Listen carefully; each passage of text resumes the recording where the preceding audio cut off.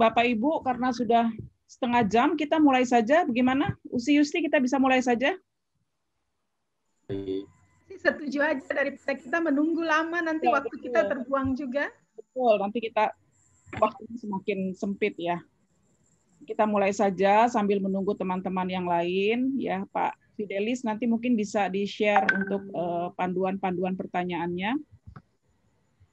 Jadi supaya kita kan dari berbagai ini ya Bapak Ibu, dari berbagai utusan, supaya lebih efektif nanti diskusi kita. Nanti mungkin misalnya ada yang merespon dari kita dari pertanyaan yang pertama, kalau ada yang kita sama, maka otomatis langsung nanti Pak Fidelis sebutkan saja. Ini kita kan dari berbagai kampus ya, bisa disebutkan. Jadi tidak usah per orang gitu ya Bapak Ibu ya, supaya waktu kita tidak habis pertanyaan saja.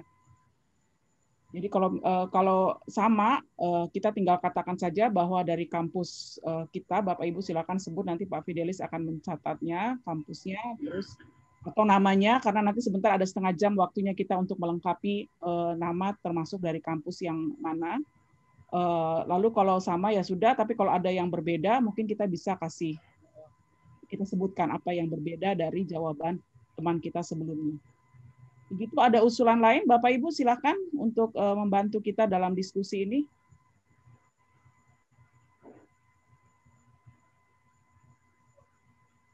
Ada 5 pertanyaan, kalau saya hitung kita mulai dari jam 9 dan selesai jam 10, maka waktu kita 1 jam. Berarti setiap pertanyaan itu kita usahakan 12 menit gitu ya Bapak Ibu ya, supaya kita bisa menjawab keseluruhan pertanyaan yang sudah disiapkan oleh panitia. Begitu Bapak Ibu, apakah ada usulan supaya diskusi kita bisa berjalan dengan efektif? Silakan Bapak Ibu.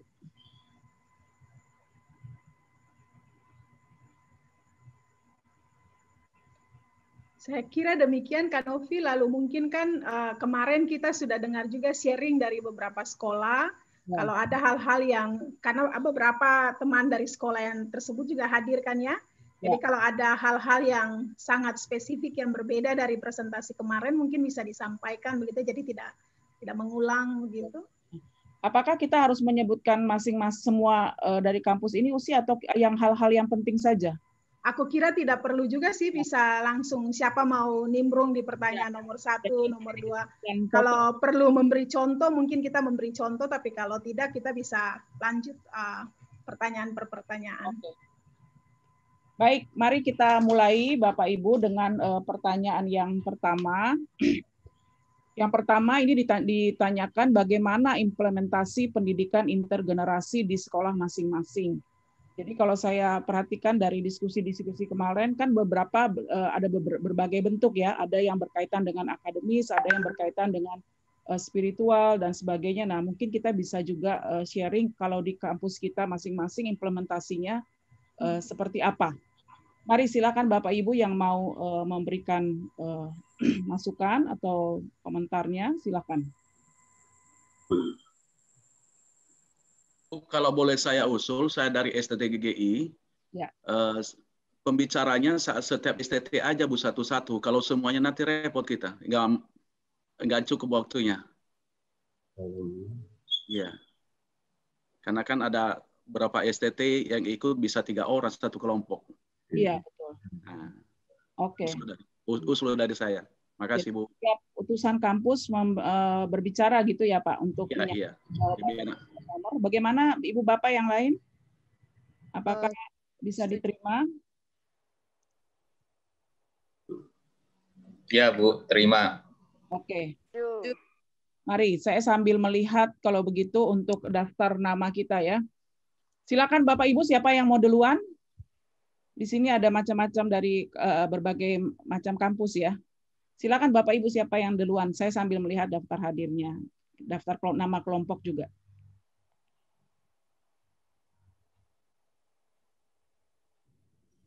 Kalau tidak ada, saya mulai duluan, Kak Novi, boleh? Baik, silakan. Silakan. Ya, saya dan Kak Novi dari STFT Jakarta. Implementasi pendidikan intergenerasi di sekolah kami, yang pertama dia terintegrasi masuk secara khusus dalam mata kuliah PK ada. PK intergenerasi, satu mata kuliah khusus kami bahas, tetapi juga dia terintegrasi dalam beberapa mata kuliah yang lain. Dalam mata kuliah PK cukup banyak isu pendidikan intergenerasi diintegrasikan masuk. Lalu kemudian salah satu mata kuliah yang 3 tahun terakhir kami kembangkan, Gereja Ramah Anak, isu pendidikan intergenerasi juga menjadi lensa untuk membahas itu. Lalu dalam liturgi, saya kira ini menjadi isu yang dimasukkan juga dalam 1-2 topik untuk melihat pengembangan liturgi intergenerasi di gereja-gereja. Lalu khotbah juga terintegrasi masuk.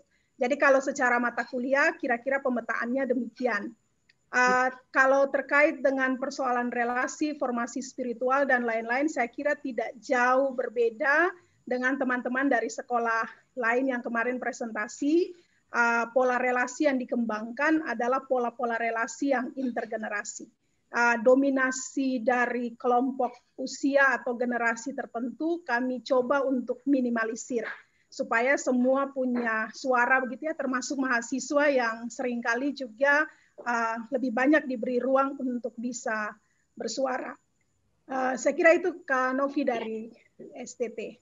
Ya, satu lagi mungkin Usi yang saya mau tambahkan untuk mata kuliah, jadi selain liturgi tadi juga mata kuliah ibadah-ibadah khusus ya. Jadi kita di kampus ada mata kuliah tematis ibadah-ibadah khusus. Nah, salah satunya yang memang dibahas adalah intergenerasi.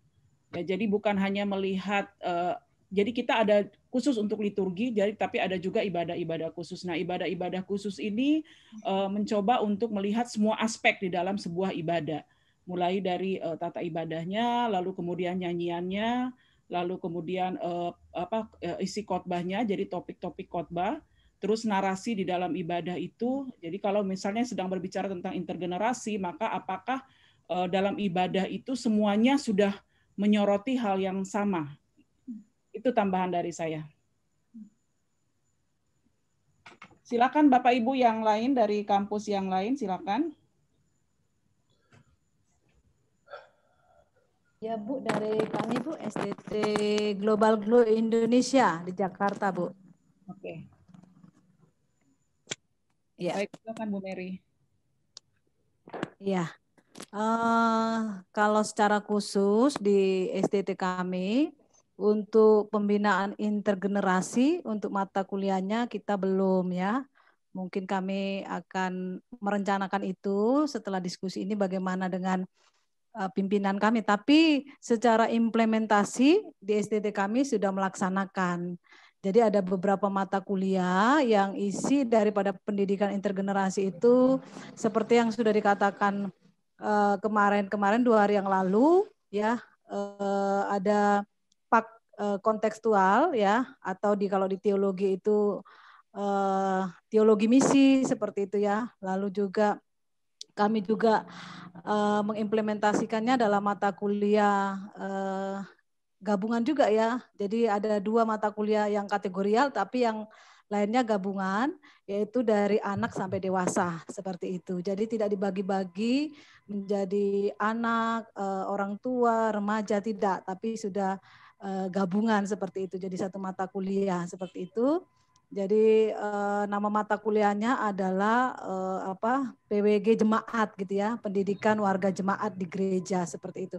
Di S2 kami juga sudah mengadakan mata kuliah itu Pendidikan Kristen di Jemaat.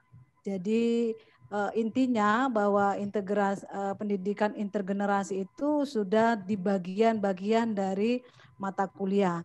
Dalam pembinaan mahasiswa juga kami ada dosen akademik yang juga disebut di STT kami itu adalah Bapak Ibu unit ya. Jadi untuk membina ada dosen yang membina kelompok-kelompok mahasiswa. Dan kami juga ada melakukan retreat bersama antara dosen dan juga mahasiswa, dan juga kami mengadakan acara-acara juga dengan gereja-gereja yang menaungi kami, yaitu Gereja Global Gereja Glow ya, Gereja Glow, karena kami dinaungi oleh lembaga Global Glow Indonesia maka mahasiswa kami terlibat di dalam pelayanan gereja tersebut.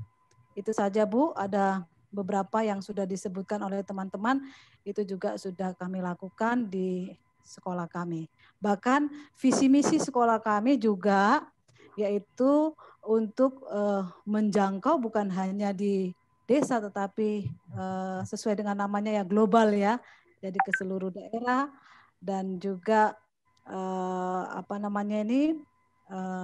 walaupun kami mungkin dianggap orang kami adalah Pentakostal Karismatik, tetapi kami mempunyai doktrin teologi yaitu Injili, Pentakostal, dan Karismatik. Seperti itu. Jadi kami interdominasi. Terima kasih. Mungkin itu saja yang bisa saya presentasikan, Bu. Terima kasih. Dari Sekolah Theological Global Indonesia. Iya, Bu. Terima kasih. Boleh saya yang lainnya Pak Fidelis ini ya terlempar atau apa ya? Pak Fidelis. Ya, tiba-tiba nggak ada ininya. Fidelis terlempar keluar ini. Iya, kayaknya terlempar. Oh, dari Kupang. Baik, silakan. Permisi dari Kupang. Ya, kalau untuk Kupang itu memang belum ada mata kuliah khusus yang mengkaji ini, tapi di PAK Pendidikan Agama Kristen itu sudah diperkenalkan. Cuma untuk lebih serius bagaimana mengimplementasikan ini di mata kuliah yang lain itu belum. Jadi sesudah ini kami akan rencanakan seperti apa nanti sesudah studi institut ini. Sedangkan untuk dosen-dosen kemarin sudah kami laporkan bahwa itu ada 3 generasi di situ. Ada baby boomer, X, dan Y dosen-dosennya. Dan mahasiswa itu antara Y, Z. Sehingga perbedaan-perbedaannya cukup signifikan. Dan bagaimana untuk mengatasi perbedaan-perbedaan ini, itu kami lakukan di ibadah-ibadah seminggu 2 kali. Dalam diskusi-diskusi waktu ibadah itu khotbah-khotbah, renungan-renungan itu selalu disinggung bagaimana kesenjangan antar generasi ini bisa dijembatani dengan baik. Memang kemarin ada laporan tentang kebiasaan kami di Kupang untuk memanggil dosen itu, mahasiswa selalu memanggil dosen itu Bapak Mama. Karena pengaruh budaya di NTT bahwa ketika anak-anak itu meninggalkan orang tuanya dan masuk kuliah, fungsi orang tua, pembinaan baik secara rohani maupun sosial dari orang tua itu beralih dari orang tua ke dosen-dosen.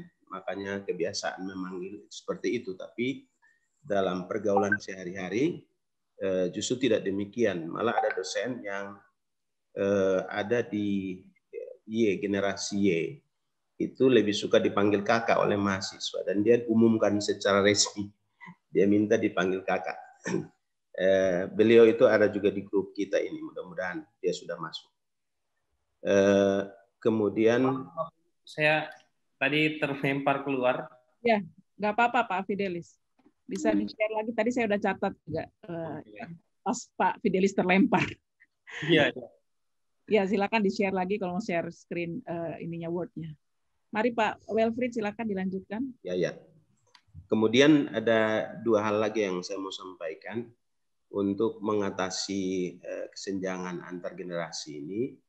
Biasanya persiapan kami untuk mahasiswa ketika mereka mau turun ke tempat praktek itu biasanya ada pembekalan itu dijelaskan secara baik kepada mereka bagaimana mereka berhadapan dengan jemaat yang hidup dengan berbagai generasi, dengan pikiran-pikirannya, sehingga mereka mahasiswa kita ini lebih berhati-hati ketika menghadapi jemaat. Kemudian yang kedua, ini kaitan dengan gereja karena kita selalu ada kerjasama dengan gereja Gemit dan GKS, Gereja Kristen Sumba dan Gereja Masehi Injili di Timor. Itu untuk implementasi pendidikan intergenerasi ini lebih nampak itu di bulan-bulan Oktober. Karena bulan Oktober itu bulan keluarga. Khotbah-khotbah, renungan-renungan itu selalu diarahkan bagaimana untuk menjembatani kesenjangan antar generasi ini. Saya kira itu penyampaian saya. Terima kasih. Terima kasih Pak Wilfried.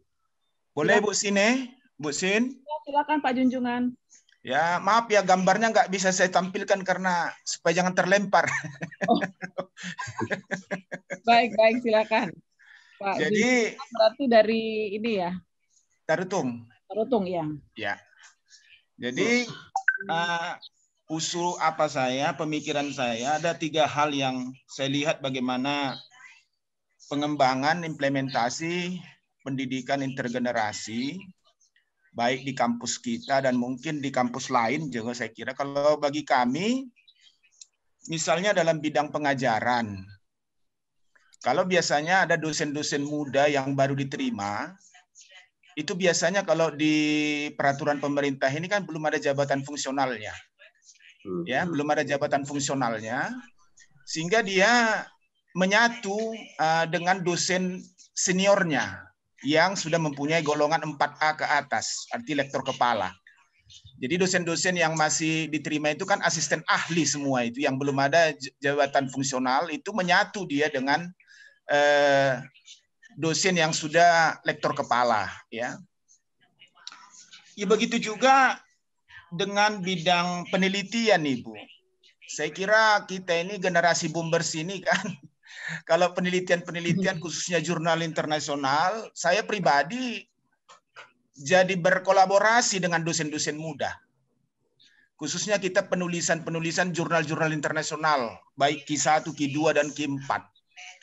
Jadi biasanya dosen-dosen yang muda ini kan lebih energik ya, ketika kita melakukan penelitian-penelitian baik di masyarakat maupun penelitian-penelitian dari tingkat nasional maupun internasional. Biasanya kami ketua timnya itu yang minimal dia lektor kepala, ya, lektor kepala yang ketua tim. Jadi biasanya dosen-dosen muda belum diperbolehkan untuk melakukan penelitian, tapi satu tim dia untuk melakukan penelitian baik di masyarakat maupun dalam penulisan jurnal. Ya. Yang ketiga itu dalam bidang pengabdian masyarakat. Begitu juga kita melakukannya dengan memberdayakan dosen-dosen yang muda, sehingga pengabdian di tengah-tengah masyarakat itu bisa berjalan dengan baik. Ya. Di samping kita melibatkan juga mahasiswa. Ya. Jadi pengabdian masyarakat itu melibatkan dosen muda. Begitu juga kita melibatkan mahasiswa dalam kegiatan pengabdian masyarakat. Ini yang bisa kami lakukan di kampus IAKN Tarutung untuk bagaimana mengatasi kesenjangan antara pendidikan intergenerasi antara staf yang dosen-dosen yang baru meniti karir dengan dosen-dosen yang sudah lama ya bekerja di IAKN Tarutung. Demikian Ibu Sine yang bisa saya katakan pemikiran saya. Terima kasih. Terima kasih Pak. Mari Bapak yang lain mungkin bisa lebih singkat ya supaya waktu kita cukup. Ibu dari Fakultas Teologi UKIT. Sebentar ya Pak Denny, Ibu dia dulu. Ya, mungkin pendek saja. Pertama, saya dari STT Sunderman dari Nias. Dan ada teman saya lihat sebenarnya di dalam grup kita, Pak Otoritas Dasi dan mungkin yang lain. Tapi nanti kalau mereka tambahkan silahkan. Saya pertama kami harus akui bahwa sebenarnya secara sengaja pendekatan intergenerasi ini belum kita adaptasi ke dalam. Sudah begini pasti banyak ini yang mau dosen. Ya, adaptasi dalam segala lingkup di STT Sunderman. Namun aspek-aspek sebenarnya bisa kita temukan dan kita sudah lakukan. Mungkin pertama adalah pada manajemen atau penyelenggaraan sekolah itu sendiri. Saya mungkin beritahu bahwa sekolah STT BNKP Sunderman itu adalah sekolah yang memang didirikan oleh satu gereja di Nias, yaitu BNKP, tetapi didukung oleh 3 sinode yang lainnya. Nah, kolaborasi ini sebenarnya juga cukup menarik sebab dengan keberadaannya seperti itu, kemunculannya seperti itu, maka ada kerjasama dalam beberapa kebijakan-kebijakan yang dilakukan untuk STT Sunderman. Salah satunya adalah pengutusan dari dosen-dosen dari gereja-gereja lain untuk bekerja di Sunderman, dan oleh karena untuk mengakomodasi utusan-utusan itu, maka tidak pernah melihat umur berapa yang akan diutus. Jadi artinya dengan legowo menerima generasi apa yang diutus untuk bekerja di STT Sunderman sebagai salah satu dukungan terhadap pendirian STT Sunderman. Jadi aspek ekumenis juga sepertinya bisa menjadi jalur untuk mengaplikasikan pendekatan intergenerasi itu. Lalu yang kedua adalah dalam beberapa kemarin sudah dibicarakan di masalah-masalah pembinaan spiritualitas. Saya tidak tahu apakah suara saya didengar ya, karena ada suara lain masuk ke dalam. Kalau di STT Sriwijaya karena kebetulan kita yang lain di mute dulu kali ya supaya suara ini. Tolong dari yang di mute dulu. Oke, baik. Mungkin saya kemukakan saja dari pembinaan-pembinaan spiritual seperti retreat mahasiswa bersama dengan dosen, itu biasa kita lakukan sekali setahun untuk seluruh mahasiswa. Dan untuk prodi-prodi juga sekali setahun, dan itu sepertinya cukup membangun sebuah komunitas yang bisa saling menghargai satu sama lain. Dan yang kedua adalah pada masa PPL. PPL kita tidak hanya berlangsung sekali, tetapi malah berlangsung mulai dari semester 2 sampai nanti semester-semester ke depan, di mana mahasiswa itu diarahkan untuk belajar, untuk mengenal kelompok jemaat dalam berbagai kelompok umur, mulai dari sekolah minggu, remaja, lalu semakin meningkat dewasa dan sebagainya. Jadi itu satu yang kita bisa perkembangkan. Dan tentu seperti kita ketahui bersama dalam mata kuliah Prodi PAK barangkali itu cukup memberi peluang bagi mahasiswa untuk mengenal perkembangan dari generasi ke generasi itu dalam PAK anak, Pak dewasa, dan juga pada psikologi perkembangan. Saya kira itu yang bisa kami sampaikan, artinya implementasinya ada di bagian-bagian tertentu dalam perkuliahan kita, tetapi itu belum dilakukan dengan secara sengaja untuk menjadikan sebuah pendekatan pembelajaran di kampus. Demikian Ibu Sina, terima kasih. Terima kasih. Silakan Pak Denny. Terima kasih Bu Sina ya, kesempatan yang diberikan. Salam semua bagi rekan-rekan dosen yang boleh mengambil bagian dalam kegiatan ini. Ya, kami dari Fakultas Teologi UKIT, GEMIM, DSACTR Wenas, ya. Kami dalam menjembatani intergenerasi dalam dosen, karena kita juga baru mengangkat beberapa dosen baru, ya. Mereka masuk generasi Z, ya. Jadi ada 6 orang dosen baru yang kita angkat. Jadi kami berupaya supaya tidak terjadi gap antara dosen senior dan junior. Jadi kami dalam proses untuk mengajar itu ada tim teaching. Nah, tim teaching ini kami melibatkan dosen senior dengan japung yang ada yang lektor kepala, ya ada yang lektor, asisten ahli, dengan mereka yang belum punya japung. Jadi melibatkan ada tim teaching, dan tim teaching ini juga yang senior dalam hal proses pembelajaran ini menjadi mentor bagi yang junior. Jadi menjadi mentor, membimbing, menuntun bagaimana beradaptasi dalam dunia kampus sebagai dosen. Nah, ini dibimbing oleh yang senior. Itu berkaitan dengan dosen, ya. Kemudian dalam mata kuliah, ya, memang kalau di PAK tadi juga dari Nia sudah sampaikan, PAK itu tidak masalah karena ada mata kuliah memang khusus untuk itu. Tetapi kalau di TKP, Teologi Kristen Protestan, maka kami punya mata kuliah praktek PAK. Jadi ada PAK 1, PAK 2, dan praktek PAK. dalam kurikulum. Nah, di praktek PAK ini kami mengkondisikan mereka untuk hadir dalam pelayanan kategorial di GEMIM ya, Gereja Masih Injili di Minahasa. Nah, pelayanan kategorial ini intergenerasi. Jadi terlibat dalam pelayanan itu dari anak-anak ya, di sini disebut BIPRAL ya. Bapak, Ibu, pemuda, remaja, anak dan lansia. Jadi mereka masuk dalam kelompok itu, kemudian membuat nanti ada report ya, ada laporan yang mereka buat dan itu dimasukkan ya berkaitan dengan mata kuliah itu. Kemudian kami juga ada PPL ya, PPL itu di semester 4 dan ini menjadi kurikulum wajib. Jadi dikontrak 2 SKS dan mereka juga terlibat pelayanan di gereja-gereja dan masuk dalam pelayanan juga intergenerasi.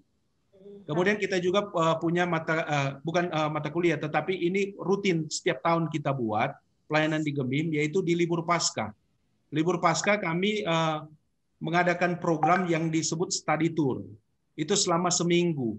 Mahasiswa selama seminggu belajar di jemaat dalam konteks Paskah. Ya, jadi dari itu membaur dengan kehidupan jemaat. Jadi selama libur Paskah itu mereka di jemaat dan di situ mereka juga terlibat dalam pelayanan-pelayanan intergenerasi. Ya. Kemudian berkaitan dengan di kampus ya.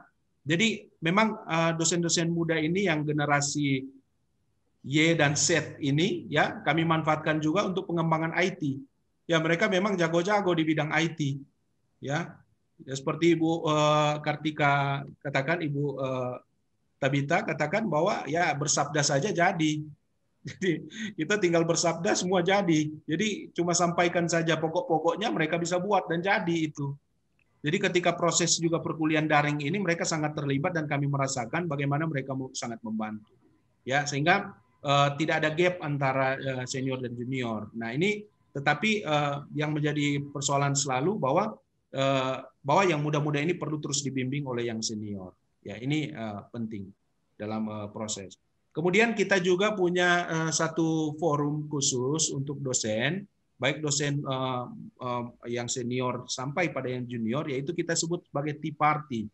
Ya, tea party itu adalah pertemuan di luar jadwal perkuliahan yang kita buat sebulan sekali. Nah, di sini menjadi forum kita untuk diskusi, forum kita curhat, forum di mana kita boleh saling berbagi, terutama juga forum saling berkunjung satu dengan yang lain, sehingga tidak ada pembedaan. Oh, dia senior, oh ini junior. Jadi kita berupaya untuk membangun suatu suasana yang kondusif antar intergenerasi ini supaya semua bisa berjalan dengan baik. Ya, itu yang kita upayakan. Tapi memang kami juga lagi lewat studi institut ini kami mendapat pencerahan, berarti kita lebih akan memantapkan lagi untuk mungkin direvisi kurikulum ke depan ya, bahwa mata-mata kuliah yang berkaitan dengan intergenerasi itu kita harus beli porsi yang lebih besar lagi. Ya, mungkin itu saja Ibu. Baik, terima kasih. Bapak Ibu, sebelum kita lanjut, kita sudah 20 menit ya untuk yang pertanyaan nomor 1. Apakah ada yang spesifik berbeda dari yang sudah disampaikan oleh Bapak Ibu sebelumnya yang bisa ditulis di sini oleh Pak Fidelis? Jadi supaya kita bisa meloncat ke nomor yang kedua.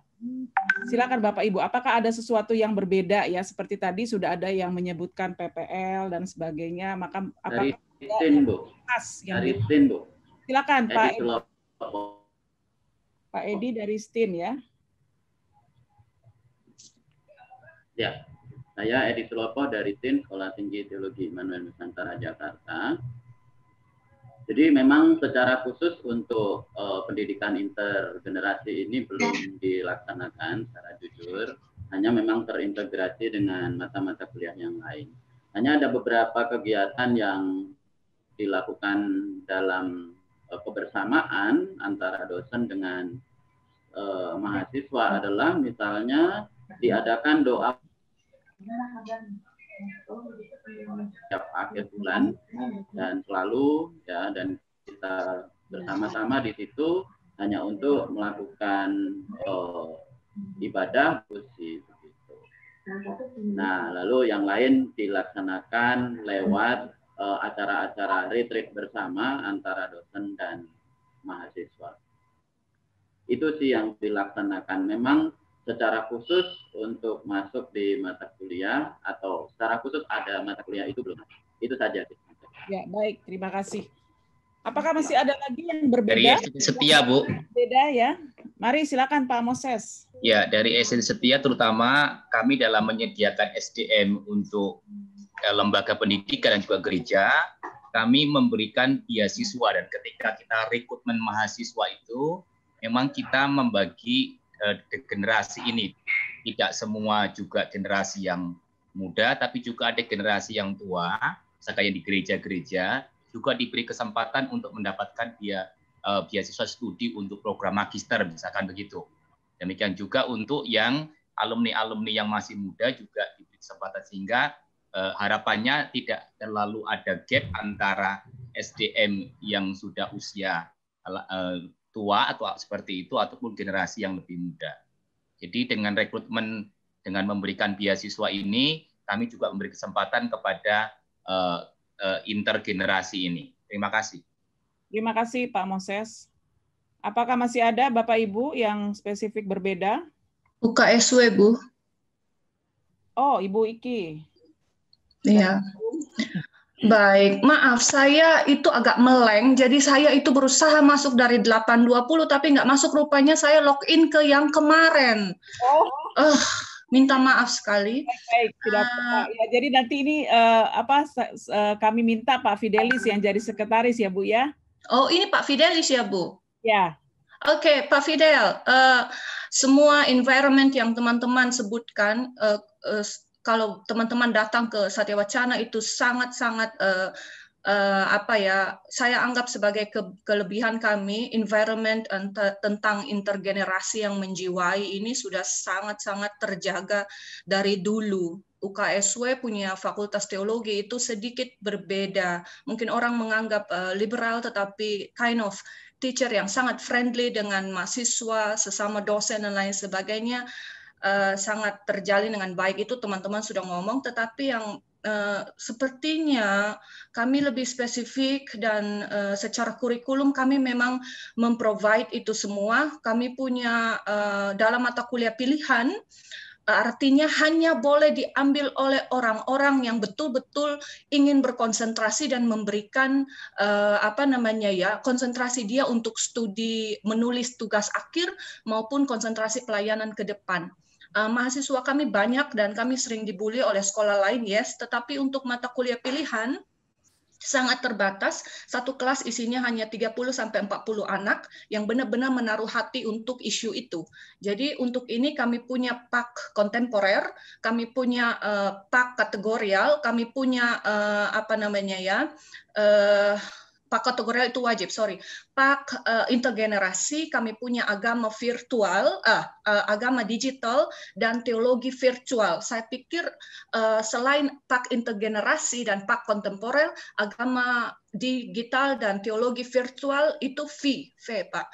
Itu sangat-sangat mendukung kekinian yang sedang terjadi dan masalah fenomena IKID dan generasi yang muda yang sering menjadi perdebatan di kalangan para teolog seperti ini, dan juga menjembatani dengan orang-orang yang lebih tua. Jadi kami sudah ke implementasinya, malah alatnya kami sudah punya itu.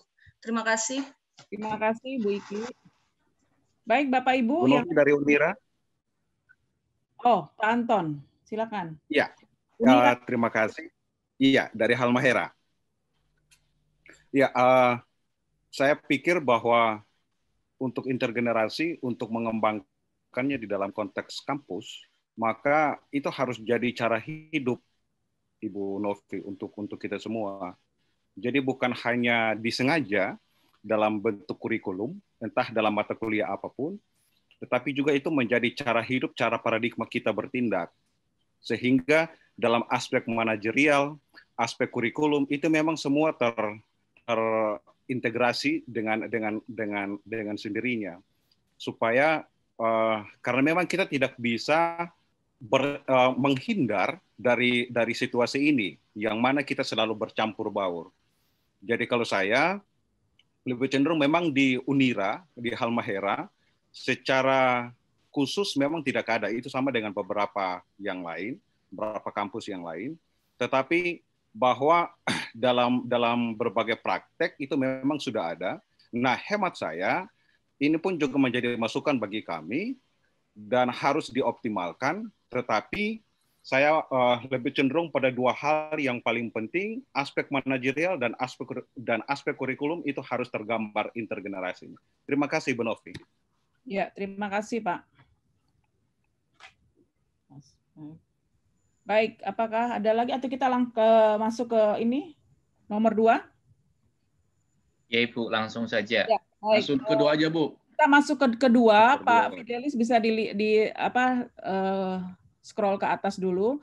Nah, ini jawabannya singkat aja Bapak Ibu ya, soalnya di sini pertanyaannya tantangan terbesar mengembangkan pendidikan intergenerasi dari perspektif kita sebagai seorang dosen itu apa? Mungkin kalau dari pertanyaan ini menurut saya kita bisa menjawabnya 2-3 kata aja ya.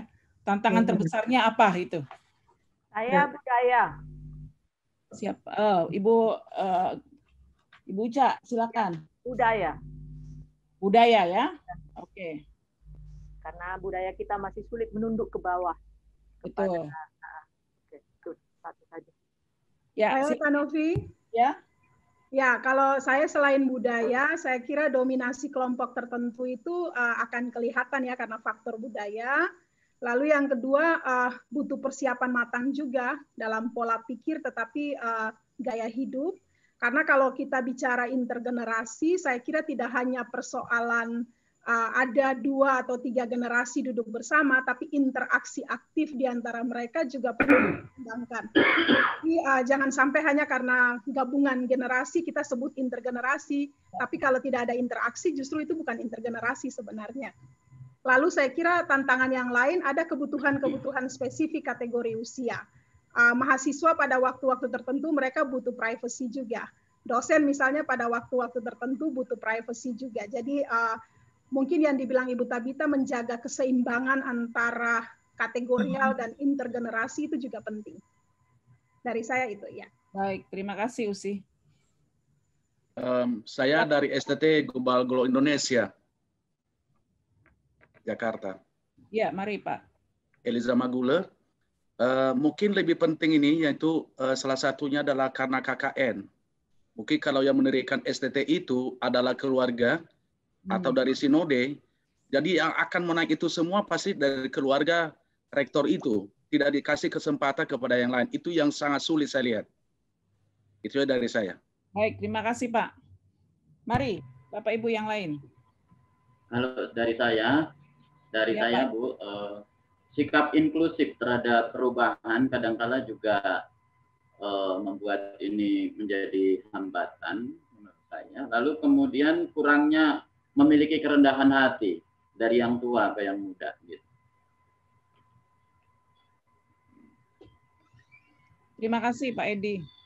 Saya dari STT GKS. Oh ya, silakan Ibu Arti. Ya, menurut saya tantangan kita adalah mengenai cara pandang dari generasi-generasi yang berbeda ini. Ya, ada rasa saling curiga, jangan sampai karena tidak ada rasa saling menghargai, nanti yang generasi baby boomers merasa tidak dianggap seperti itu. Jadi bagi saya ada cara pandang atau mindset, kemudian keinginan untuk mempertahankan status quo, dan juga tantangan pola komunikasi yang dibangun itu seperti apa. Itu mungkin tantangan. Mungkin itu dari saya. Iya, terima kasih. Kemarin Ibu Tabita sempat singgung post-power syndrome itu ya. Iya. Kadangkala juga banyak orang yang tidak siap, ini orang-orang muda untuk ada di dalam tampuk pimpinan, memberikan terobosan-terobosan gitu ya. Nah, kita orang tertentu mereka sudah merasa nyaman dengan model pembelajarannya, jadi tidak siap untuk sesuatu yang baru, terobosan-terobosan baru. Benar. Ya, baik, terima kasih Bu Arni. Ya, sama-sama. Ada lagi yang lain, Bapak Ibu? Ya, saya dari STT Sriwijaya. Oh ya, Ibu Krisda ya? Ya, saya sebenarnya Bu di kelompok 3, tapi saya dimasukkan ke kelompok 4. Oh ya, silakan Bu. Ya, pemikiran saya tentang tantangan itu yaitu berkenaan dengan adanya kepentingan-kepentingan tersendiri, baik itu dosen maupun itu mahasiswa, sehingga sulit bagi kita untuk bisa berkembang. Itu aja, terima kasih. Baik, terima kasih Bu Krisda. Apakah ada lagi Bapak Ibu? Kita masuk ke nomor 3 ya. Sudah tidak ada di sini saya lihat. Baik, kita lihat pertanyaan nomor 3 Pak Fidelis. Ya, pertanyaan nomor 3 adalah benefit yang bisa sekolah dapatkan jika perspektif atau model ini dikembangkan secara maksimal. Kira-kira keuntungan apa yang bisa kita dapatkan ya dari sekolah kita kalau perspektif ini bisa dikembangkan secara maksimal? Mari, silakan. Saya Kak Novi. Ya. Karena berpacu dengan waktu ya. Iya, betul. Saya melihat ada 4. Yang pertama, pola relasi menjadi lebih lentur. Kalau memang nilai-nilai budaya itu kita lihat ulang atau kita kaji ulang. Lalu sharing informasi pastinya menjadi kaya karena kita belajar antar generasi. Lalu saya kira kampus memberi perspektif juga bagi gereja. Karena keterlibatan mahasiswa, termasuk juga misalnya karya tulis yang dihasilkan oleh mahasiswa dan itu memberi perspektif bagi gereja. Dalam pengalaman STFT Jakarta, dalam saya kira 5-7 tahun terakhir, cukup banyak karya tulis atau fokus mahasiswa yang berbicara tentang intergenerasi dalam berbagai lini ya, pada pendidikan, khotbah, tapi juga liturgi-liturgi intergenerasi. Lalu mahasiswa menurut saya juga punya kesempatan untuk uji coba lebih banyak di gereja. Dengan misalnya dia menjadi sebuah mata kuliah khusus dalam pengalaman saya, karena 3 tahun terakhir saya berjemaat di salah satu GPIB di Jakarta, kami mendalami isu intergenerasi dan mahasiswa saya libatkan di sana sehingga mereka punya kesempatan langsung untuk melihat praktek hari-harinya seperti apa dalam hidup bergereja. Saya kira itu Kak Novi, terima kasih. Ya, terima kasih Usi. Silakan Ibu Bapak. Kami Bu dari STT Global Glow Indonesia. Oh iya, Ibu Mary.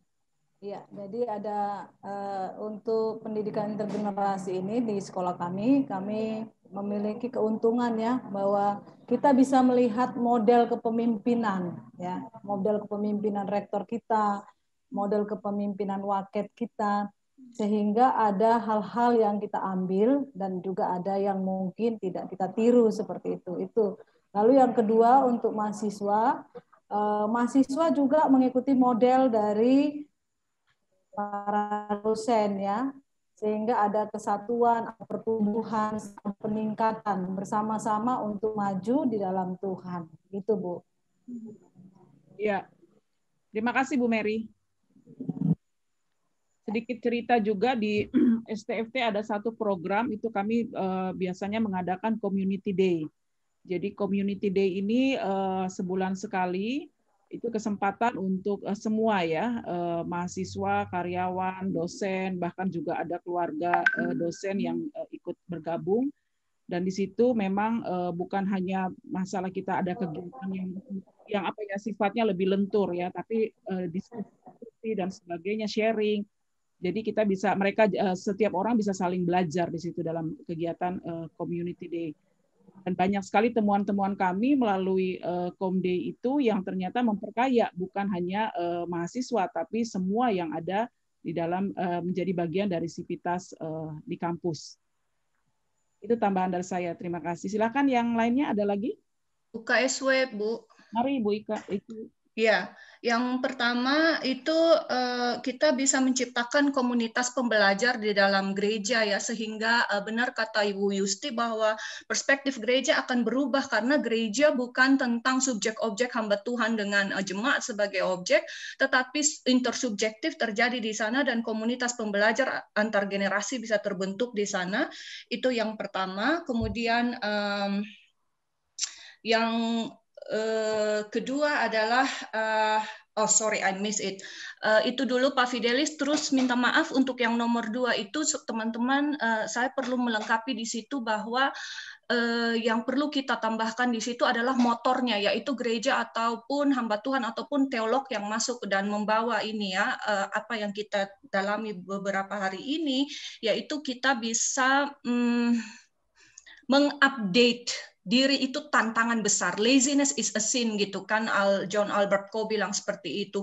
Jadi update diri itu menjadi tantangan besar untuk para hamba Tuhan, para teolog maupun orang yang apalagi sudah nyaman di dalam situasi profesionalisme jabatan dia seperti itu. Ini besar sekali hambatannya untuk kita semua. Komunitas pembelajar akan terbentuk di sana untuk yang nomor 3. Terima kasih. Terima kasih. Saya tambahkan sedikit Bu dari UKSW. Oh, Pak Fidelis, silakan. Saya pikir seperti yang disampaikan oleh narasumber.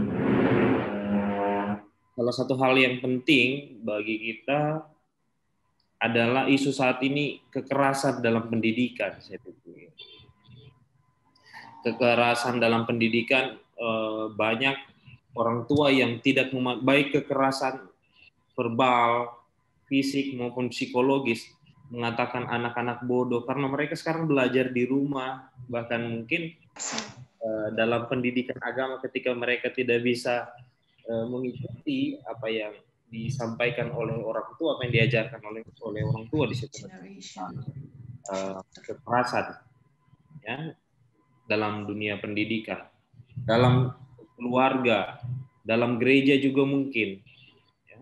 Jadi saya pikir keuntungan yang bisa kita dapatkan itu mengatasi kekerasan ya, kekerasan dalam rumah tangga, gereja,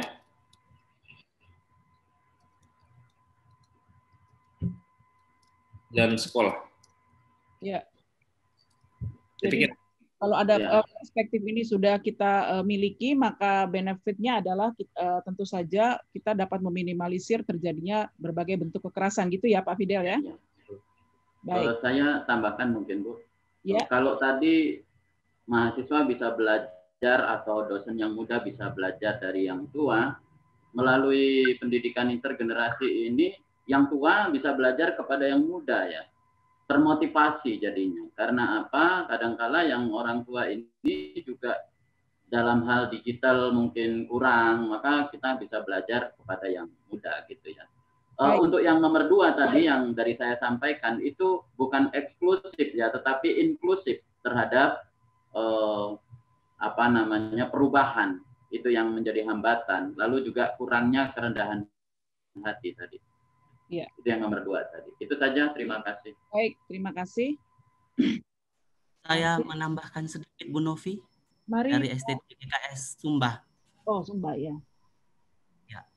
Bu, melalui pengembangan pendidikan intergenerasional menurut saya kita mengembalikan konsep eklesiologi kita, konsep eklesiologi sebagai satu kesatuan, bukan lagi perkotak-kotakan menurut usia. Ada usia anak, usia remaja, usia ini dibagi-bagi dalam gereja, tapi konsep eklesiologi yang satu, yaitu sebuah kesatuan. Itu saja, terima kasih Bu. Baik, terima kasih Pak Adriarto. Ibu, maaf, yang hilang dari otak saya udah kembali, boleh saya tambah? Menciptakan komunitas pembelajar di situ, Pak Fidel, subjek-subjek, terus ini, memprovide shelter, memberikan shelter gitu untuk absent-minded community saat ini. Sekarang kita kan berada dalam komunitas yang absent-minded. Sebenarnya kita nggak tahu gitu, homeless in minded, kita nggak tahu kita ada di mana, mau ngapain, seperti itu, seperti apa. Baik orang tua maupun anak muda. Apalagi dalam COVID seperti ini sangat-sangat besar ketika kita bisa mengimplementasikan PAK intergenerasi ini di gereja, di rumah maupun di sekolah. Provide shelter untuk absent-minded era gitu Pak.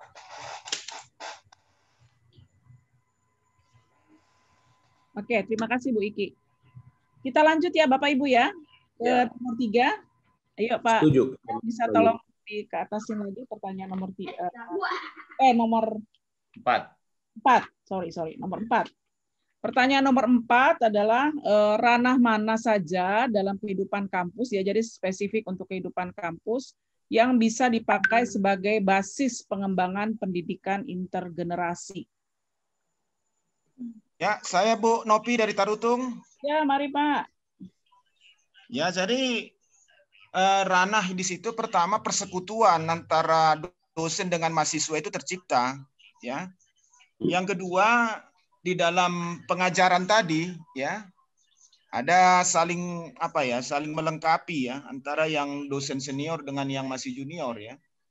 Kemudian dalam penelitian, kemudian dalam pengabdian masyarakat itu harus jelas di dalam kehidupan kampus. Demikian Ibu Nopi usul saya. Terima kasih. Sebenarnya kalau ini sudah jadi perspektif, maka bisa diterapkan di semua ranah ya, kalau menurut saya ya. Dari tadi Bapak Ibu sudah sampaikan, kita lihat ada ranah akademis juga kita sudah bisa masuk ke situ, lalu spiritual ya, terus berbagai kegiatan-kegiatan yang sudah Bapak Ibu sampaikan. Karena ini menjadi perspektif, maka otomatis seharusnya bisa masuk ke dalam semua ranah itu, gitu ya.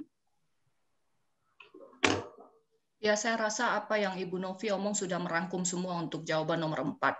Ya, setuju. Ya, setuju. Baik, kita masuk ke berikutnya.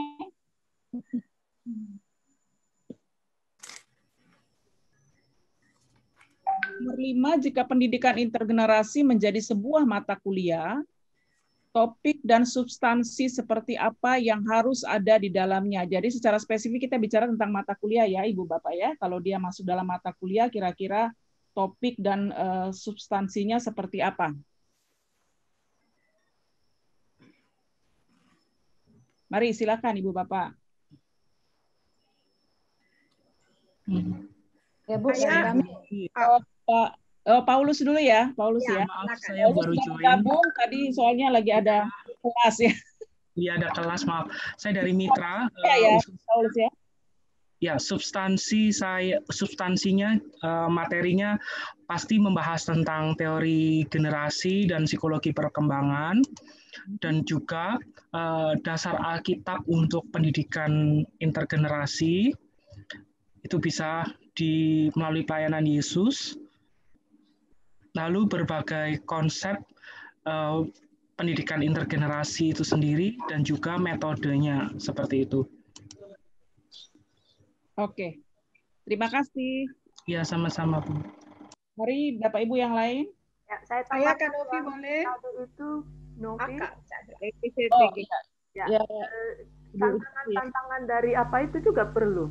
Supaya tahu apa sih fungsi kita, apa tujuan dari belajar intergenerasi. Jadi tantangannya juga harus mungkin dari aspek budaya tadi dan yang lain-lain tadi itu masuk. Demikian, terima kasih. Baik, terima kasih. Silakan Usi. Ya. Terima kasih Kak Novi. Saya share yang kita kembangkan beberapa tahun ini di STT sebagai sebuah mata kuliah. Yang pertama dalam topik atau substansi kita memperkenalkan sebenarnya terminologi terkait dengan intergenerasi, karena seringkali ketika bicara intergenerasi kita mencampur adukannya dengan misalnya multigenerasi, cross age, inter age dan lain-lain.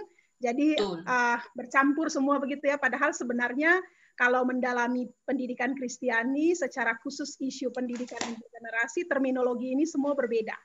Jadi pemahaman itu perlu diletakkan secara mendasar, lalu kemudian perbedaan signifikan dari pengalaman gereja antara pelayanan kategorial dengan intergenerasi. Karena pelayanan kategorial ini yang menjadi sebab musabab sehingga muncul pelayanan intergenerasi. Jadi cikal bakalnya saya kira di situ sebenarnya.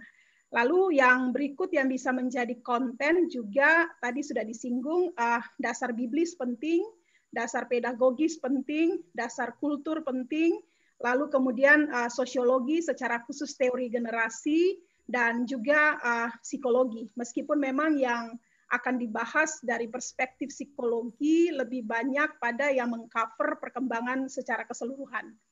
Lalu yang terakhir yang saya kira ini akan sangat menolong mahasiswa supaya dia punya pengalaman langsung atau keterampilan adalah bagaimana mereka mendesain pendidikan intergenerasi. Melalui ibadah intergenerasi melalui model-model kurikulum intergenerasi, lalu proyek intergenerasi yang kemarin banyak sekali di-share oleh teman-teman dari STT-STT lain seperti Mission Trip, Camp Keluarga, Bible Camp, dan lain-lain. Itu kira-kira Kanovi yang dikembangkan selama ini atau yang kami lakukan selama ini. Ya, baik. Terima kasih. Silakan Ibu Bapak, ada yang lain?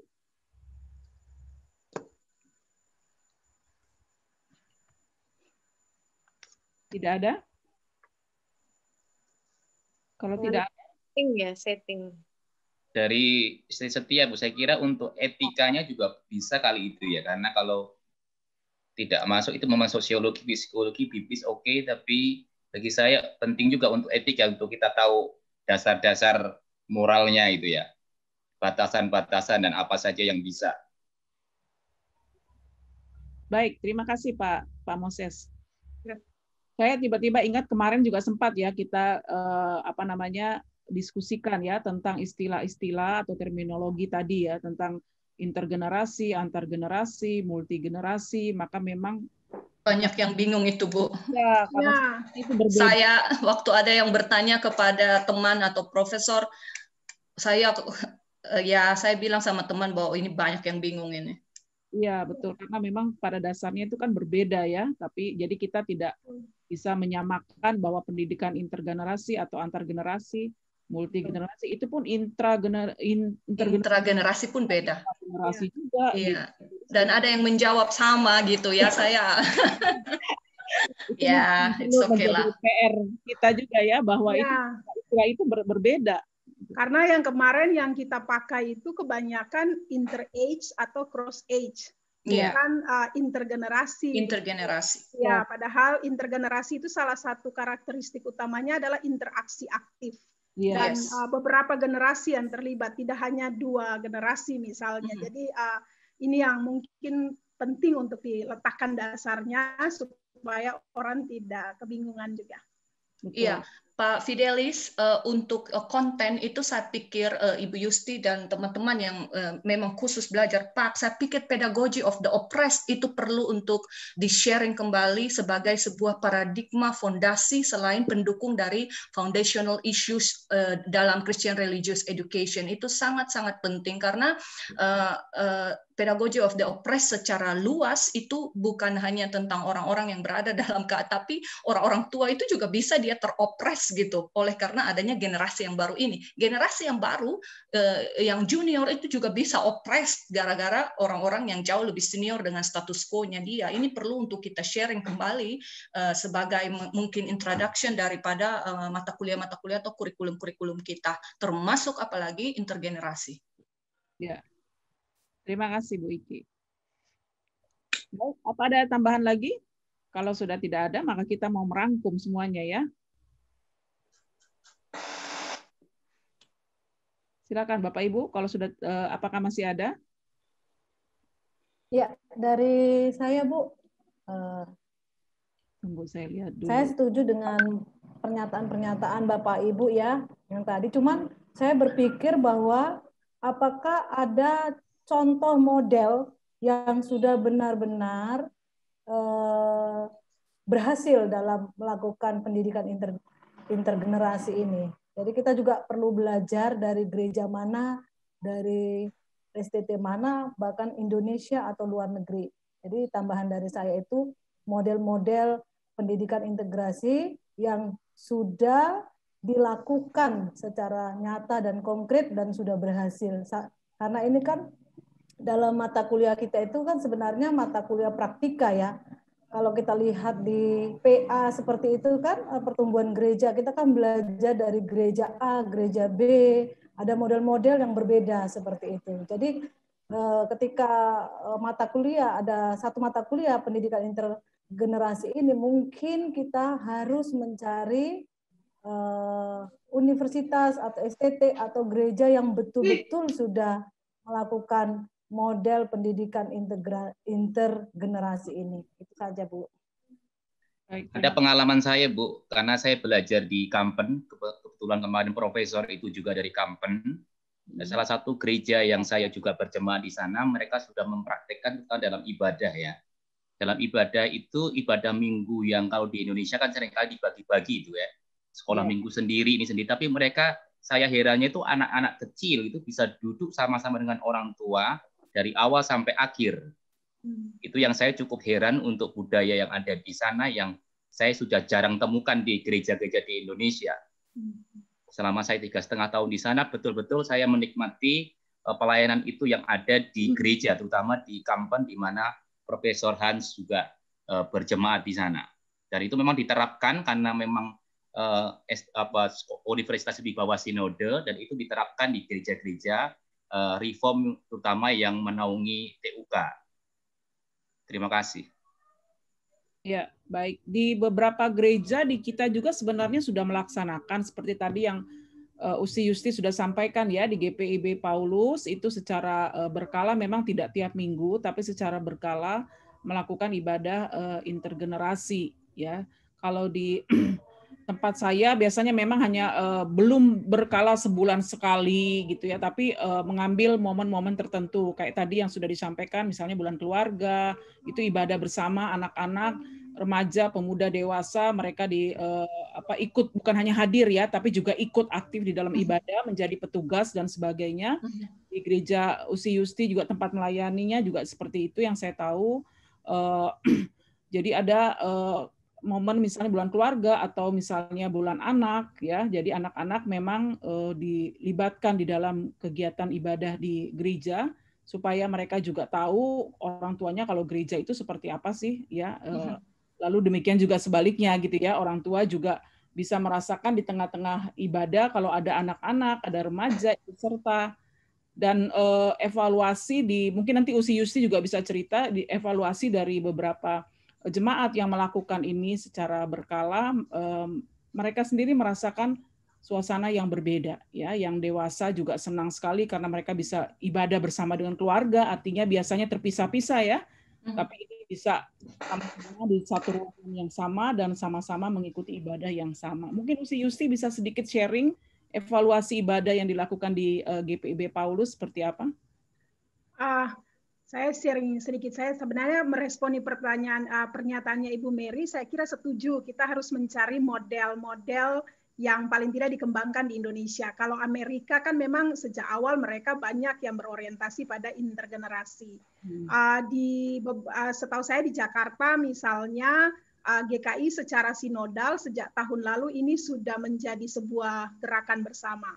Lalu beberapa GKJ, sinode GKJ, misalnya GKJ Rawamangun di Jakarta Timur, saya tahu juga mereka punya program untuk intergenerasi dan memang sudah kelihatan sekali.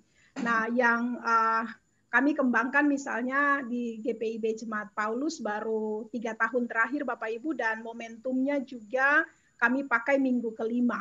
Jadi hanya terjadi 4 atau 5 kali dalam setahun.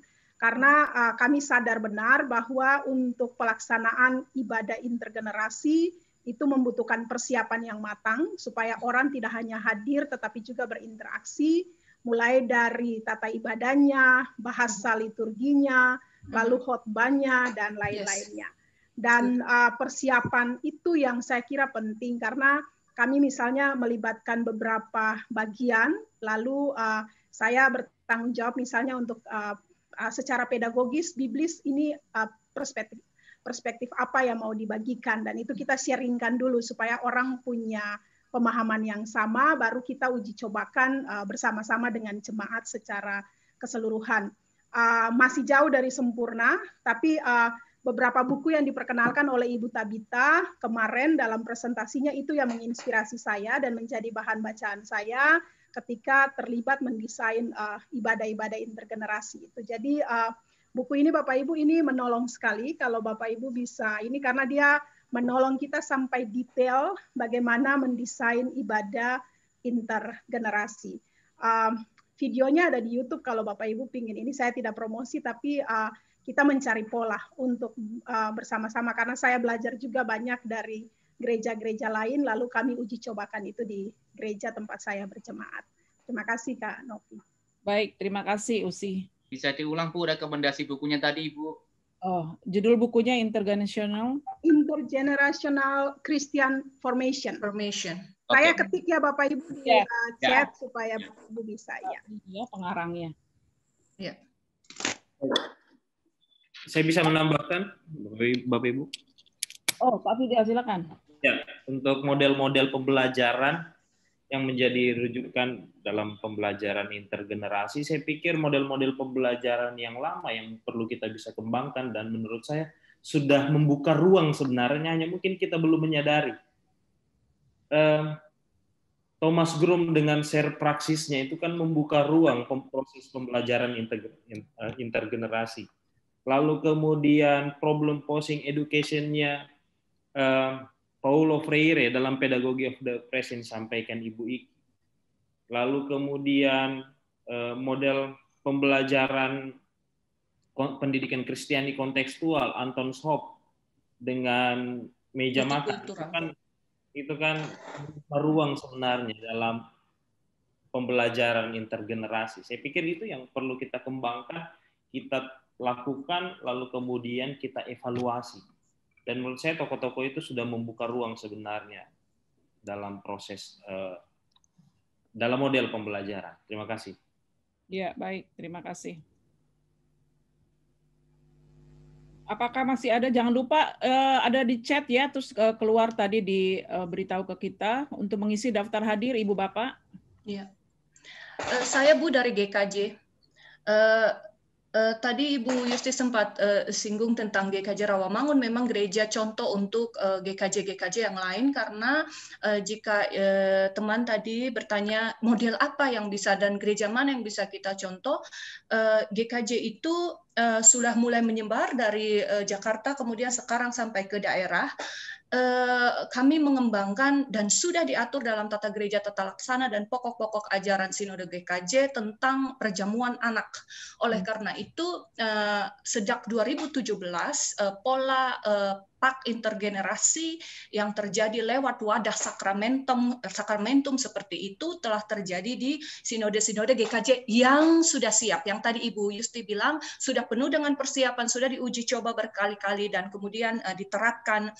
Memang tidak semua GKJ sudah bisa menerima, tapi hukumnya itu sudah ada di GKJ tertulis seperti itu. Itu adalah salah satu usaha PWG intergenerasi yang dilakukan oleh gereja GKJ dalam pokok ajaran, dan TGTL Tata Gereja Tata Laksana sudah terredaksi dengan sangat baik dan mulai dihidupi oleh gereja-gereja yang ada di bawah naungan sinode itu. Kemudian juga ada artikel di dalam hukum gerejanya GKJ itu seperti yang saya kutip tadi di atas, komunitas pembelajar itu adalah sasaran utama daripada sinode ini. Oleh karena itu berbagai wadah dan ruang mereka coba provide untuk habitat yang coba untuk dibangun. Khusus untuk gereja di mana saya berproses sekarang, GKJ Salatiga, pola-pola intergenerasi itu seperti teman-teman tahu ya, kebanyakan di semua daerah di Indonesia orang bisa beribadah secara intergenerasi. Mungkin kita juga sadar atau tidak sadar itu pada saat Natal, Paskah dan lain sebagainya, seperti itu sudah terjadi. Tapi yang benar-benar kita persiapkan seturut dengan paradigma atau perspektif ini, kalau di GKJ lokal saya di Salatiga sini, terjadi seperti yang Ibu tadi bilang bahwa di bulan-bulan keluarga seperti ini seharusnya kalau tidak ada COVID, ibadah intergenerasi dalam 4 minggu kami lakukan 1 kali. Seperti itu. Memang sangat sulit. Oleh karena itu perlu banyak belajar dan persiapan dari para motor yang ada di gereja itu. Seperti itu. Tapi ya, mari kita sama-sama belajar. Baik. Ya, Ibu Bapak, kita sudah waktunya untuk merangkum semuanya ya. Jadi silakan Ibu Bapak yang kalau mau sambil ngopi, sambil ngeteh, sambil kita lihat bersama-sama catatannya. Mungkin dari nomor 1 Pak Fidel kita coba rapihkan. Dan ini menjadi jawaban kita terhadap hasil diskusi ya. Apakah bisa kita satukan saja Bapak Ibu, jadi tidak satu-satu seperti ini. Misalnya dari nomor 1 ini jawaban kita terkait dengan akademis itu apa saja, lalu terkait dengan spiritual itu apa saja, begitu Bapak Ibu? Atau kita memang mau satu-satu seperti ini supaya nanti kita bisa lebih efektif dalam presentasinya gitu ya? Dirakum aja Bu, dirakum aja. Mungkin bisa ininya di bawah dari pertanyaannya Pak Fidel ya, supaya bisa sambil kita diingatkan. Implementasi pendidikan intergenerasi di sekolah, jadi tadi ada bermacam-macam, langsung dijawab. Jawabannya di bawahnya aja Pak Fidel. Nah, pertama mungkin kita rangkum berkaitan dengan aspek ini ya. Halo Ade. Ya. Oh, ya. Pertama kita rangkum menjadi bagian yang pertama di sini implementasinya terkait dengan akademis ya. Jadi termasuk yang akademis itu seperti apa? Ini ada jawaban-jawabannya. Misalnya ada satu mata kuliah khusus, lalu juga ada terintegrasi ya. Jadi satu mata kuliah khusus yang terkait dengan intergenerasi, pendidikan intergenerasi, dan juga terintegrasi. Ada juga yang terintegrasi. Jadi ada yang memang tidak secara khusus ya Bapak Ibu menjadi sebuah mata kuliah, tapi terintegrasi dalam mata kuliah yang lain.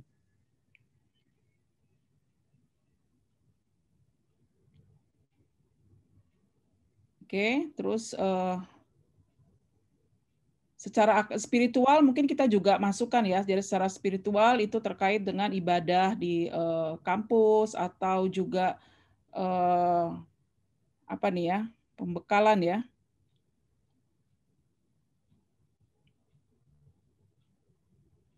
Apakah kita perlu kasih contoh Bapak Ibu misalnya secara akademis itu mata kuliah apa?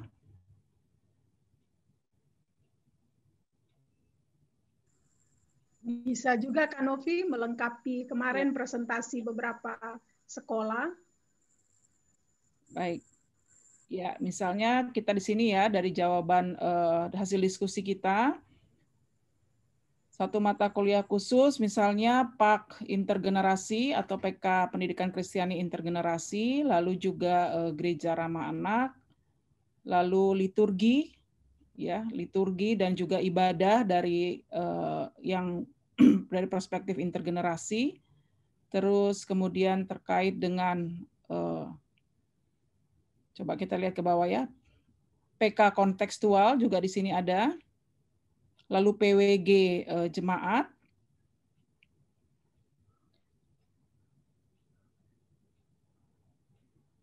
Terus di bawahnya mungkin Pak Fidel bisa dilihat jawaban dari teman-teman yang lain.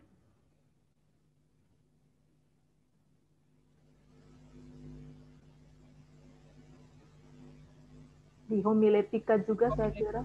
Ya.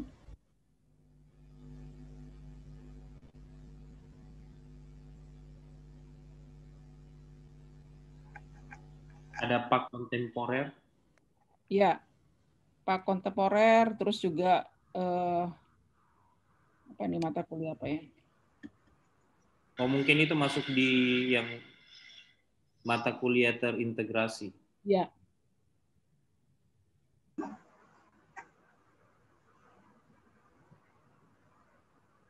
PAK kontemporer, terus tadi juga ada manajemen ya, terkait dengan manajemen ya.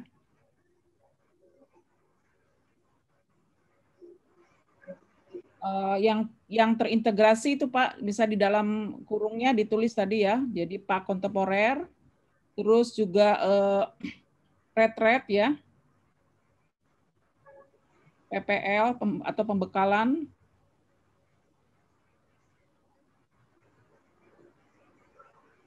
atau retret kita masukkan ke yang spiritual aja ya, aspek spiritual ya. Iya, iya. Homiletika tuh. Homiletika di bagian ya betul. Oke Bapak Ibu, apalagi nih kita bisa masukkan dari jawaban-jawaban kita? Mungkin bisa dilihat ke bawah dulu Pak Fidel. Ya, teologi virtual.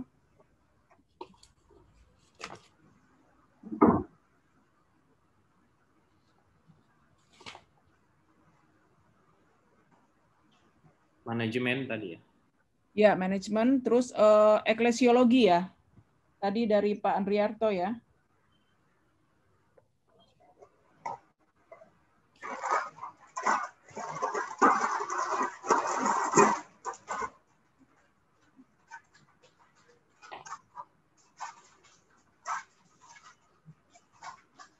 pembekalan PPL.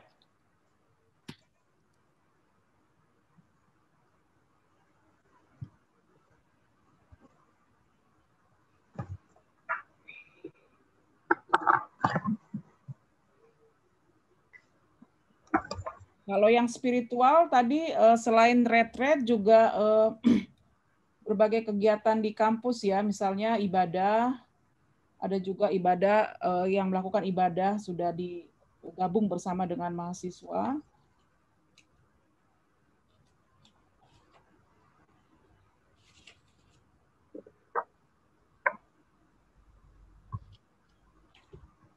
Ada lagi Bapak Ibu yang kita mau tambahkan di aspek spiritual? Temu alumni itu, Bu. Oh, temu alumni, oke.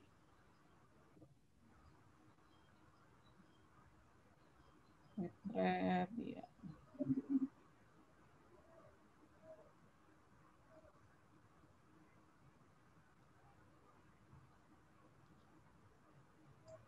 Sudah ya? Kita ke nomor 2.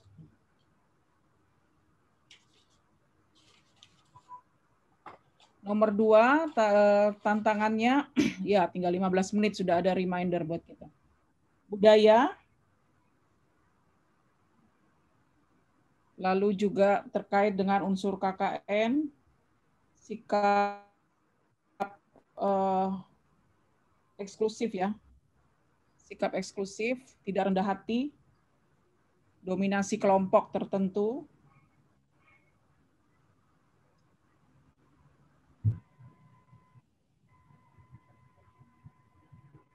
lalu juga terkait komunikasi,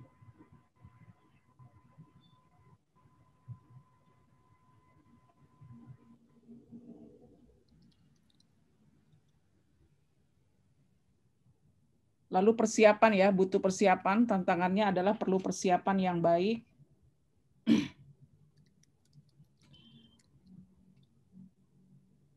Cara pandang dari tiap generasi yang berbeda. Status quo juga ada disebutkan tadi ya.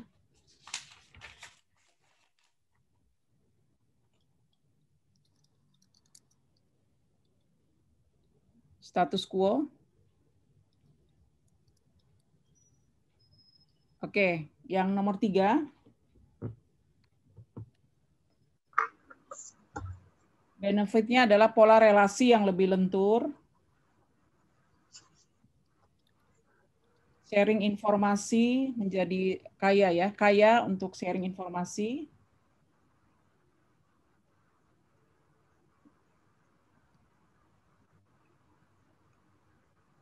Ya, kemudian kampus bisa memberi perspektif kepada gereja.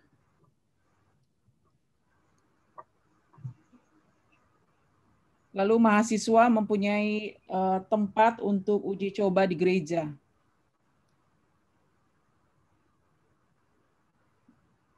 Model-model kepemimpinan yang beragam. Diulang, memberi perspektif kepada gereja.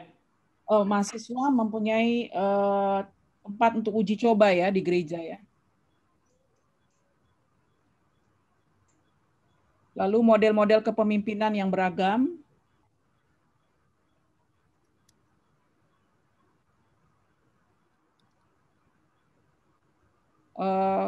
Model kepemimpinan yang beragam.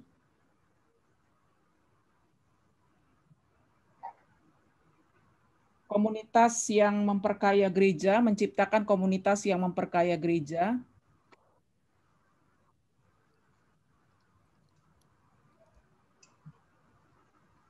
Lalu meminimalisir berbagai tindak kekerasan dalam pendidikan.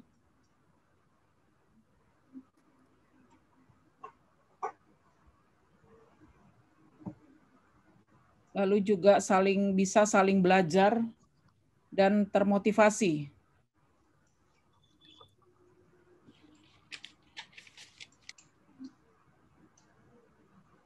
Termasuk ada pandangan bahwa terkait eklesiologi ya yang menjadi satu ya. Eklesiologi sebagai satu kesatuan.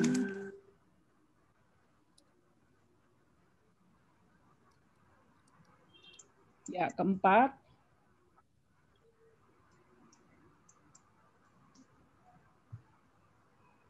Keempat.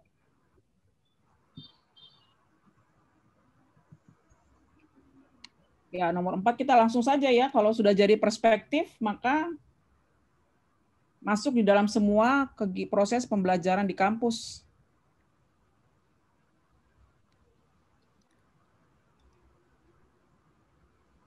Baik akademis maupun spiritual tadi ya.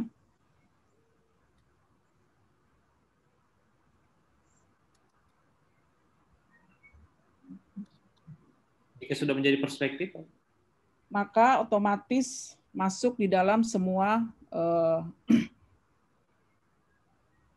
masuk dalam semua aktivitas akademis maupun juga spiritual.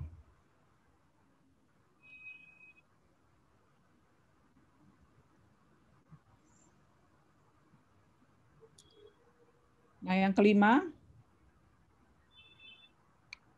ya ini teori generasi,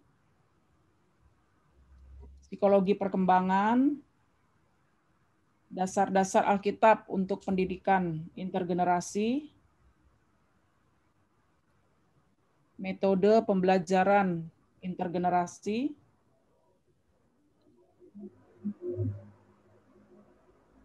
PI gitu aja Pak, intergenerasinya. Dasar Alkitab, metode, terus tantangan ya, tantangan PI,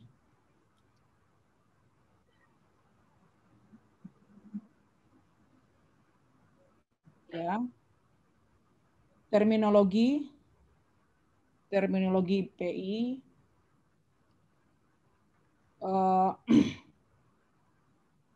apa nih, biblis, pedagogis, kultur ya. Jadi ada macam-macam ya. Ada dasar, tadi kan sudah ada dasar Alkitab, maka juga ada pedagogis, kultur, sosiologi, psikologi. Ini masuk di sini aja Pak, yang dasar-dasar Alkitab bisa digaris miring saja. Etika. Ya, dasar-dasar Alkitab, pedagogis, kultur, sosiologis, psikologis.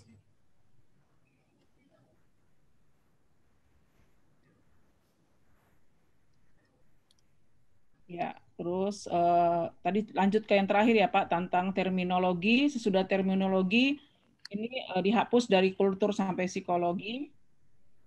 Dimasukkan desain ya, desain pendidikan intergenerasi. Desain pendidikan intergenerasi, desain PI, garis miring, itu masuk juga dalam ibadah ya. Ibadah, proyek, tadi kan ada camp dan sebagainya. Etika juga, etika bisa masuk juga di bagian sini aja Pak. Dasar-dasar tadi ya, garis miringnya ditambah saja etika.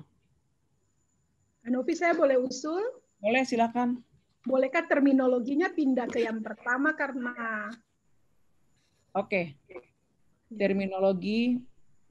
Mungkin bukan terminologi pendidikan intergenerasi ya, terminologi yang bersinggungan dengan intergenerasi.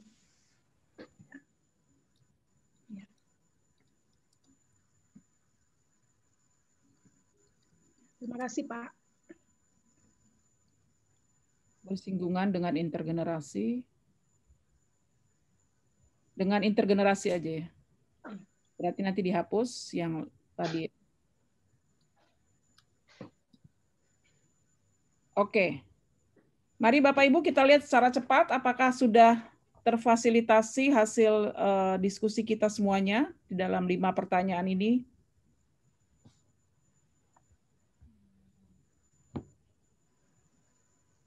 Pak, sudah nggak?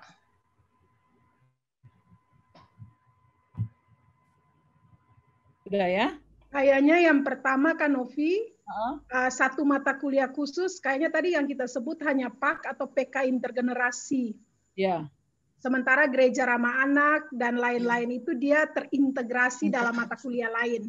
Berarti dia masuk ke bagian yang yang berikutnya, ya. Kita pindahkan aja Pak Fidel. Jadi satu mata kuliah khusus itu PAK intergenerasi ditutup kurung, PK ya, karena PK intergenerasi ditutup kurung. Ya, lalu mulai dari gereja itu kita masukkan di terintegrasi dalam mata kuliah yang lain. Ya, betul. Ya, dari gereja ramah anak sampai PWG jemaat itu kita masukkan digabung dengan ini pembekalan PPL ya, itu masuk semua di situ ya. Ya.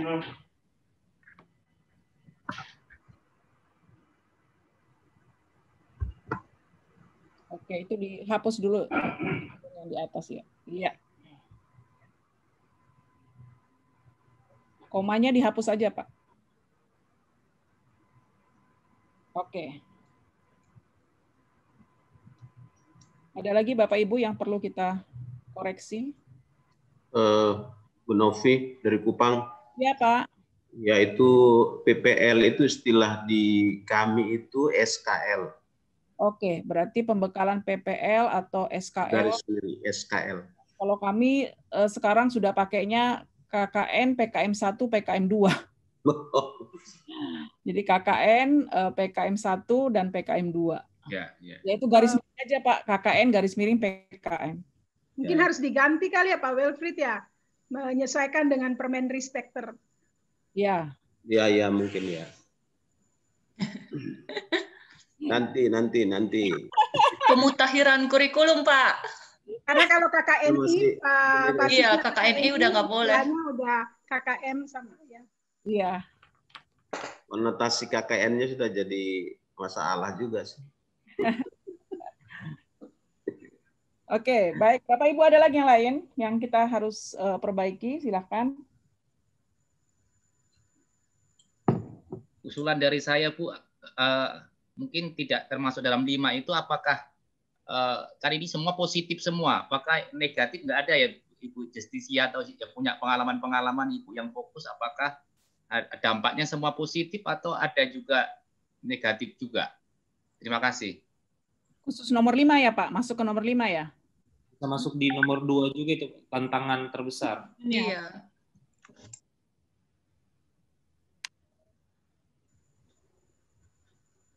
Memang makanya yang disarankan Ibu Tabita, saya kira itu wacana yang lebih cocok untuk konteks Indonesia, Pak, bahwa perlu tidak sepenuhnya kita akan pindah ke intergenerasi, karena kategorial itu pada waktu tertentu dia memberi kontribusi positif juga untuk perkembangan seseorang.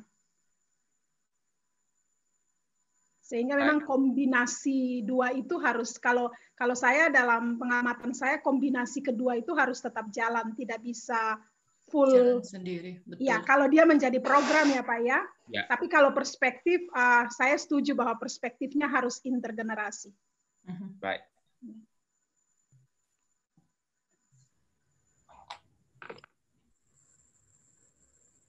Ada lagi Ibu Bapak? Kalau tidak ada kita Pak Fidel minta tolong dikasih ini ya nama kelompoknya ya, kelompok 4 ya.